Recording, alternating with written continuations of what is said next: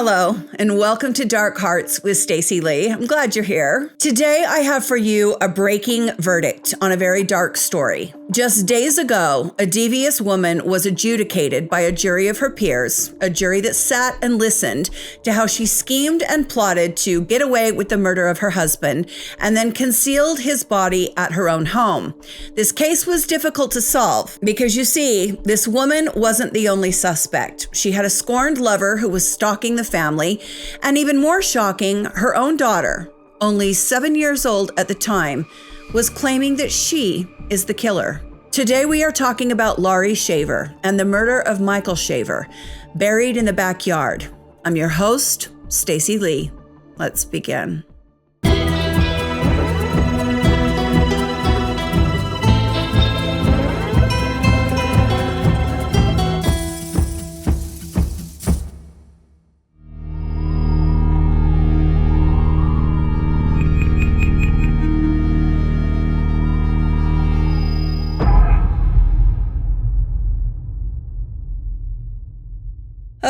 Remember 2015? In my mind, 2015 might as well have been a different century.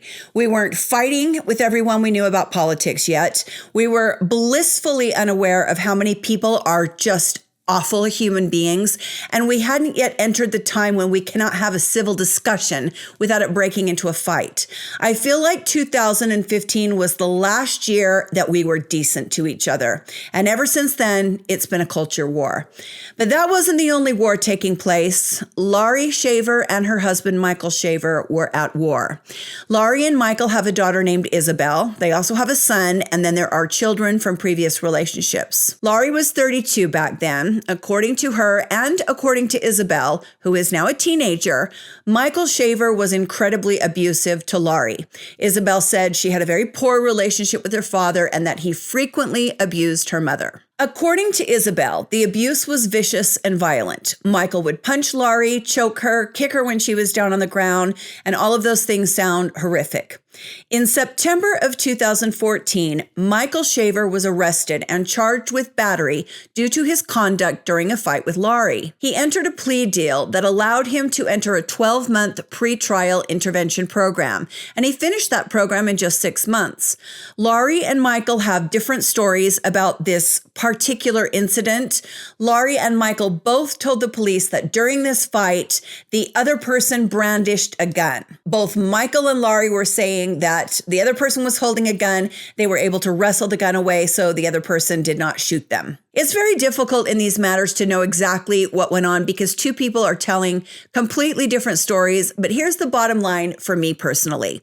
If you're in a relationship where you're being physically beaten or having guns pulled out on you, that relationship needs to end immediately, man or woman. I know it's difficult. Believe me, I know, but you got to get out of that relationship. After this fight, Michael went to live in an airplane hangar at his work. Michael was a monorail technician at Disney World. The story takes place in Florida because of course it does. Other employees at Disney World say that Michael began dating one of his coworkers, but that relationship soured when Laurie began contacting human resources at Disney World, telling them that Michael was breaking company rules by dating another Disney employee. During this time, when Michael was living out of the house, Laurie began dating this man, Jeremy Townsend. Jeremy has made a choice with his look. Jeremy spent a lot of time with Laurie, and because he had a son that went to the same school as Isabelle, she liked it when Jeremy came over. Isabelle liked it. They made a nice little family with Jeremy blending his own son into Laurie's family. But then Michael ended his affair and decided he was coming home. Laurie cut off her relationship with Jeremy, and then apparently Jeremy, according to Isabelle and Laurie, started becoming violent and stalking them, following them to the grocery store, pulling up to the side of their car and yelling at them. But with Michael back home, things were the same between he and Laurie as well. So now, Laurie's into it with two different guys. The couple's relationship continued to be very tumultuous, and the household was anything but happy. So now with Michael returned home after his affair and living at his job, he told Laurie he wanted to work things out, but nothing really changed. And then Michael Shaver stopped going to work. On November 18th, 2015, Disney World Management received a message from Michael Shaver informing them that he had quit his job and would not be coming back into work. People from Disney World called Laurie, and she told them that Michael had not only quit his job, he had abandoned her and their children to start a new life with a new woman. To everyone involved, it appears as though Michael Shaver had up and left his family and taken off to be with someone else. That might have appeared to be the case, but that was not the case. For 2 years, Laurie and her 2 kids lived their lives without Michael. Isabelle claims that her mother is her best friend, that they are very close, and that they were happier without Michael. The abuse stopped, Laurie stopped being beaten, the fighting stopped, the tension stopped. But there was trouble on the horizon for Laurie Shaver, and it came in the form of Michael's good friend, who could not get in touch with Michael. In February of 2018, a call came into the Lake County Sheriff's Office. On the line was Michael's friend, who informed the police that Laurie had reported to everyone who knew Michael that he had taken off with another woman. And at first, people believed Laurie, but there was a problem with her story. No one had heard from Michael in years. Maybe he did abandon his family. Maybe he did take off. But that doesn't mean he would cut off all communication with his own family and friends. This friend of Michael's asked that the sheriff's office perform a well-being check. And so officers went to Laurie's house to inquire as to where Michael was at. Laurie told the cops that she hadn't seen Michael in years and that she hadn't heard a word from him since he abandoned the family. The police officers asked to look inside Laurie's house, and she allowed them to come inside. They could see that Michael's things were not in the home. As the police continued to question Laurie, her attitude changed. She stopped cooperating and she asked for an attorney and told the cops she wanted them to leave her house. A week went by and the police made an announcement. Laurie Shaver was now an official person of interest in the disappearance of her husband, Michael. The police were able to obtain a warrant for the Shaver house and the surrounding property. As the outside area of the house was examined, the yard, investigators discovered articles of clothing and what they believed to be part of a human humerus bone underneath a poorly constructed concrete slab. A concrete slab that Laurie was using as the foundation for a fire pit. Once the police found these bits of clothing and bone, they brought in the cadaver canine from the Brevard County Sheriff's Office. The dog began to do its work, and twice it alerted to the scent of human remains. Usually the signal with these dogs is that they sit down on top of the scent. But neighbors were watching over the fence. I'm not going to lie. If this was going on in my next door neighbors, I would be in a lawn chair with a telescope and a long range microphone. I'm not even going to lie. I would be vacuuming my lawn. I lead a pretty solitary life. I'm a homebody. I don't get out much, you guys. I need a little excitement. So the neighbors are looking over the fence and they're watching this search. And they said they see the dog jumping and digging and acting very excited. And then they heard the police handler say, "Here, boy, here."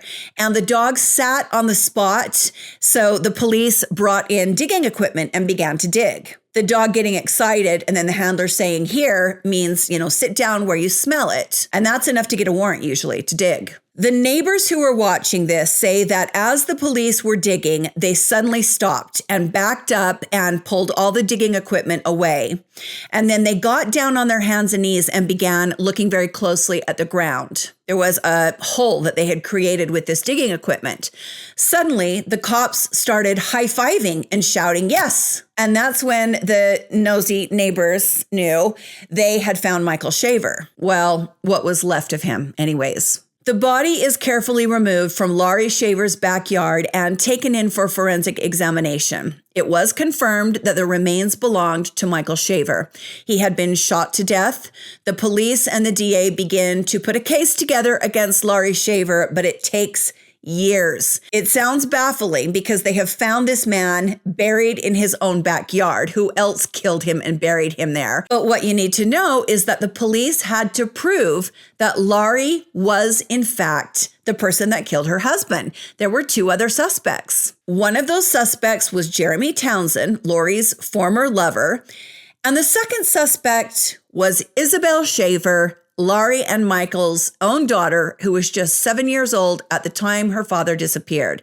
It sounds too crazy to be true, but this is what the police were dealing with. And Isabelle was insistent it was she who killed her father. I'm going to play you some of her side of the story so you know what the police were up against. Did those images and mental impressions in your mind cause you to feel the need to take your mother's side at any time? Yes, I mean, look at her. Did it cause you, Isabelle, to step up and in the past, on more than one occasion, and side with your mother? Yes, it did.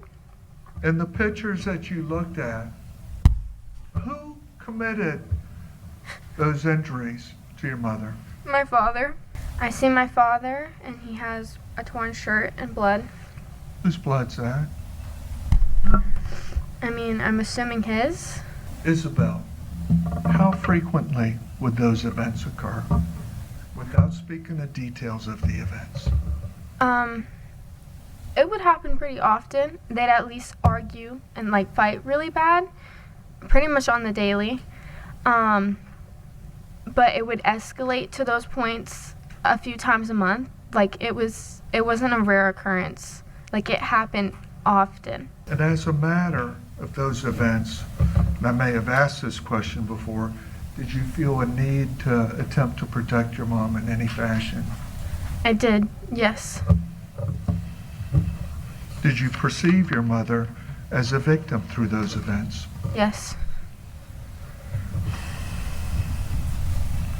That response that transpired in you, did it become a natural and automatic response?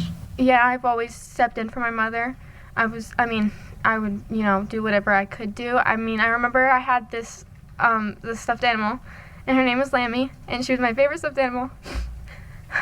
And he used to, she would go to sleep on the couch, and because he would drug her water, and I would tuck her in, and I would give her my stuffed animal to protect her. And obviously it's a stuffed animal, it's not going to protect her, but it was just the act and the principle of it. Was your father removed from the residence on occasion? Yes. As a consequence of these events? Yes. Mm-hmm. And during the period or the absence of your father, did your mother start dating anybody? After he had been removed for a while, she did start dating Jeremy. He was over all the time. I mean, he came over for holidays. He was there for my brother's birthday. His son went to the same school as me and my brother, so he would meet up at our house every day before we go to school, and he was at the school for all the plays, the events, all that type of stuff. He was over all the time. Do you know anything about the death of your father? I do. Do you know anything about how your father died? I do. Could you tell the jury? So, it was a school morning. Me and my brother were getting ready for school. He hadn't been at the house for a while. He was kicked out, removed, and me and my brother were in separate rooms. We had pretty much been ready for school. I was eating my breakfast and I was watching TV. We had these little plastic tables in our rooms, and I was watching TV and I heard arguing. Initially, I thought it was the TV, and then I was like, "No, that's not the TV." So my room, it was my room, and then it had a bathroom and then a spare room. And so they all connected to each other, through the bathroom. It was almost like a little pathway.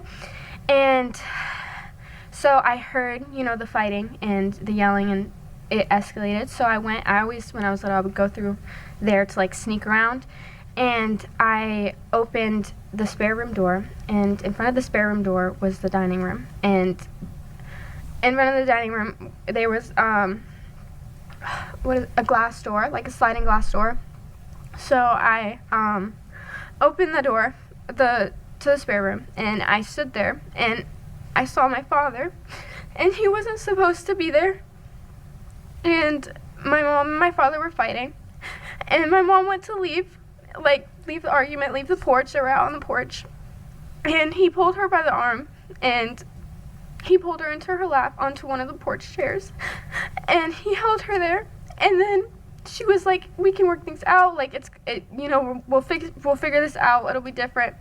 And he was like, no, there's no next time, there's no figuring it out. And he pushed her onto the ground. And he started kicking her in the stomach and in the back. And then he took his other foot and he put it on the side of her face. And she was screaming, and he was like saying there's not going to be another time, and that he was going to kill her at this time.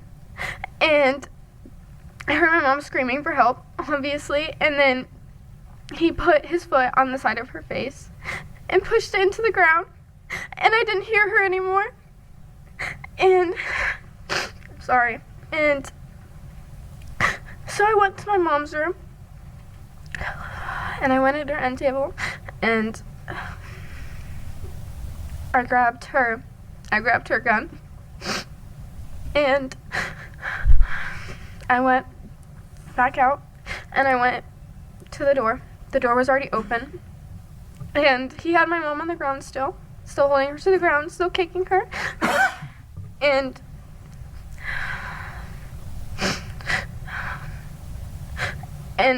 I shot him.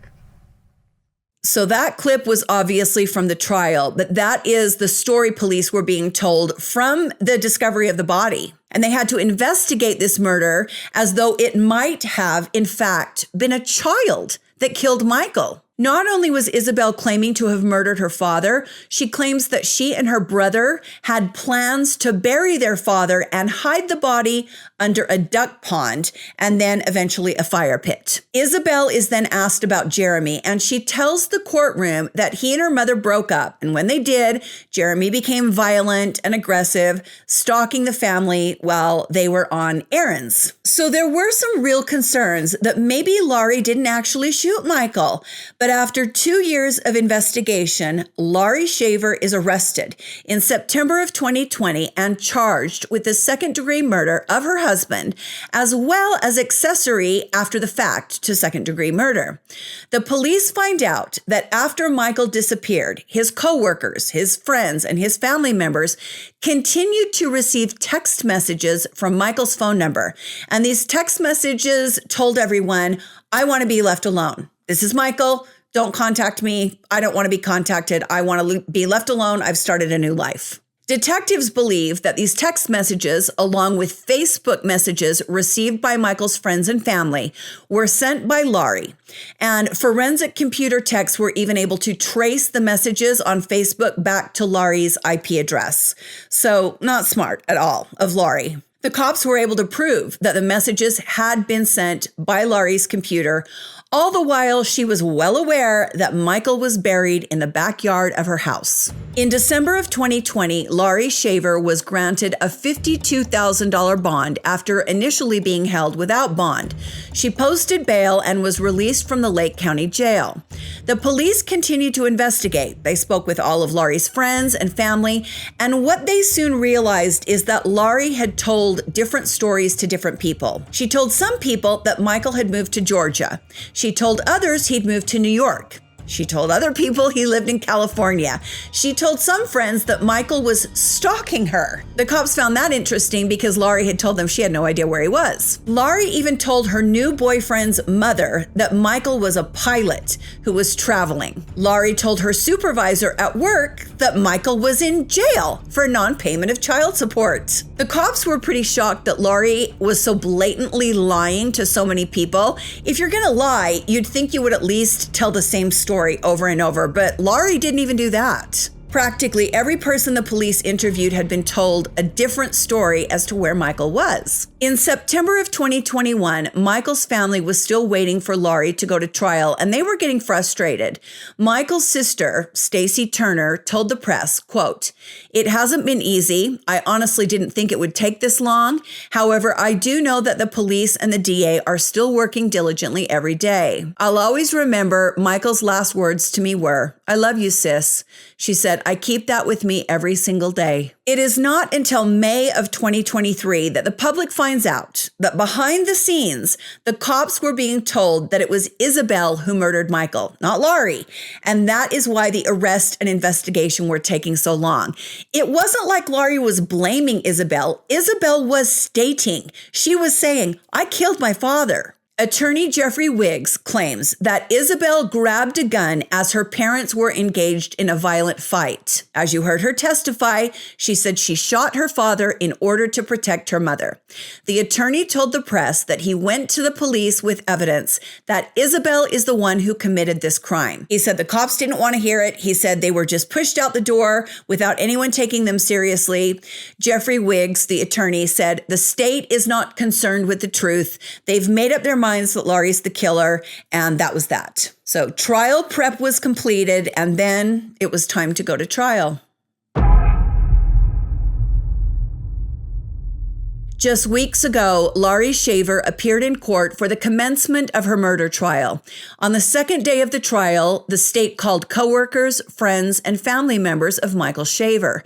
The last person to see Michael alive, besides his killer, was a coworker that went to a tractor show on November 7th, 2015. This coworker said that he saw Michael and Laurie. They were at the same tractor show, and there were kids with them as well. The family seemed to be having a good time and getting along. No one ever saw Michael Shaver again. Investigators testified that there is no proof that Michael Shaver was alive after November 7th. No one saw him, spoke with him, no one used his credit cards or accessed his bank accounts. He was just gone. On day 3 of the trial, Laurie's new husband, yes, she is remarried, he testified. The man's name is Travis Filmer, and he was asked why Michael's disappearance didn't raise more questions. This was especially pertinent because on the day before, a man named Robert Proper testified that Travis Filmer told him back in 2016 that Michael may no longer be walking this earth.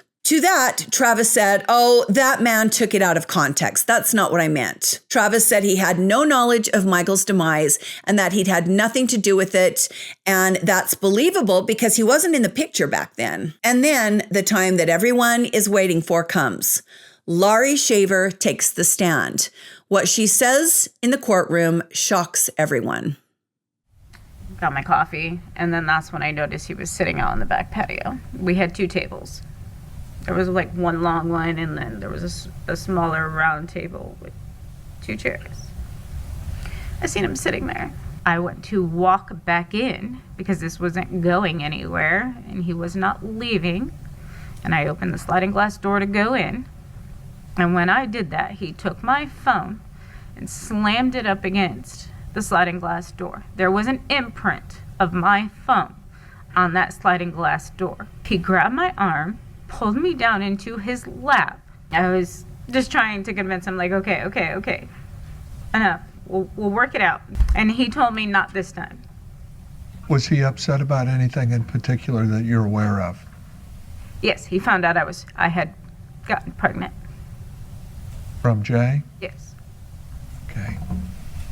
So is he mentioning that in his discussion or what? Oh, yeah. Yeah. After he pushed me to the ground, he was kicking me in the stomach. Okay.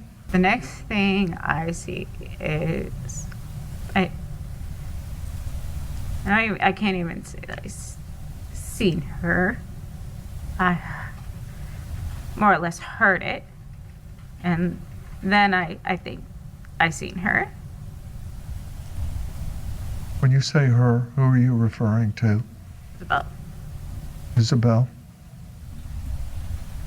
What's Isabelle do? She had fired a gunshot. Okay. Now, I do not doubt that Laurie was abused. I believe her. I tend to believe abusers, and I also believe Isabelle. I also believe the witnesses that say they saw injuries on Michael from time to time. This was an incredibly abusive, violent relationship where both parties were at fault. Maybe not 50-50 for the violence, but 50-50 for engaging in the fights and for allowing the abuse to continue. Parents have to take accountability for allowing their children to be raised in an atmosphere that is so volatile. Laurie Shaver should have taken those kids to a family member, called the police, had Michael arrested each and every time he hit her. There is always an alternative to more violence. Yes, it takes work. Yes, it's difficult. There's something else. Laurie never once tried to contact Michael after the 7th of November. She never placed an outgoing call to his phone. She never filed for divorce. She never sought child support payments. It was as if Michael had never existed. Laurie also began selling off Michael's guns and his tools, which are items that Michael would never have left behind. He certainly wouldn't have left them for Laurie to do with as she pleased. Despite everything Isabelle testified to, and despite claiming they believed that Laurie was abused at times, the jury did not believe Isabelle shot her father. They did not believe that a 7-year-old put a single bullet fired with a .38 caliber handgun into her own father's head. Witnesses in the courtroom say there were times during the trial where Laurie smirked and gave people dirty looks. Laurie claims these looks are misinterpreted, but I think she's just somebody that has RBF. But as the verdict came in and the judge announced that Laurie was guilty, she showed no emotion at all. Laurie was convicted of the murder of her husband, Michael, and was sent to jail to await sentencing. Just 2 weeks ago, on November 26th, 2024, Laurie Shaver was sentenced to life in prison. That seems like a harsh sentence for second-degree murder, and I think it shows the contempt for Laurie's decision to involve her children in this. I think it shows the contempt for Laurie allowing her own children to witness this horrific abuse for years and years. Look, we are all sympathetic to women who are being physically abused. It happens more than I want to think about. It is very common, and men are abused too. But there is something just as common, and that is people who allow the abuse to continue and allow their children to witness it. It is a form of child abuse to allow your kids to see things that are going to scar them for the rest of their lives. It's awful, and yes, I have been on a tirade lately about shitty parents. I fully admit that. The longer I've covered these types of stories, the more I've come to realize that so many of the awful stories we hear and talk about could be prevented if the parents just didn't suck so bad. We see so many lives destroyed by people who do a terrible job at parenting. And yes, I am particularly tired of it. I feel so sorry for Laurie and Michael's kids. I hope they're with family. I hope they have support. Laurie's kids have lost their dad. Now they've lost their mom. Michael's kids have lost both parents, and I can't even imagine how difficult it has been on all of them. I think Laurie has got to serve her time. I don't know that I agree with life in prison.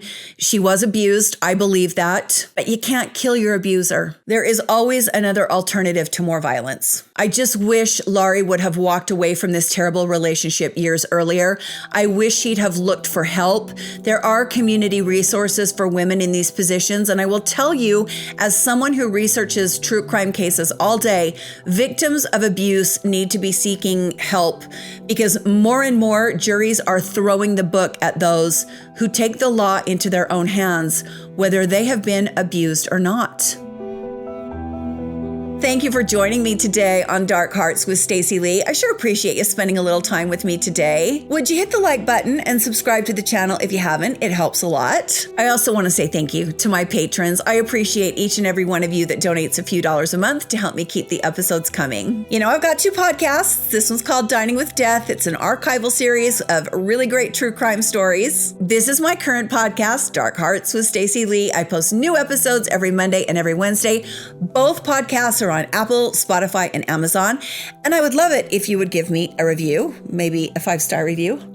And I know it's the holidays and money is tight, but if you are donating a few dollars to a fundraiser, would you consider ours? Watch this little video on my channel and it will tell you everything we are doing to raise money to donate to police departments that have cold case DNA in storage that has never been tested. The video will also tell you all the ways you can donate. I keep a spreadsheet of every donator's name, the date of their donation, and how much they donated. We are about halfway to our first goal. I hope you're well and I hope you're enjoying the holiday season. Stay safe, my friends, and be kind to each other, and I will see you next time on Dark Hearts with Stacy Lee. Bye.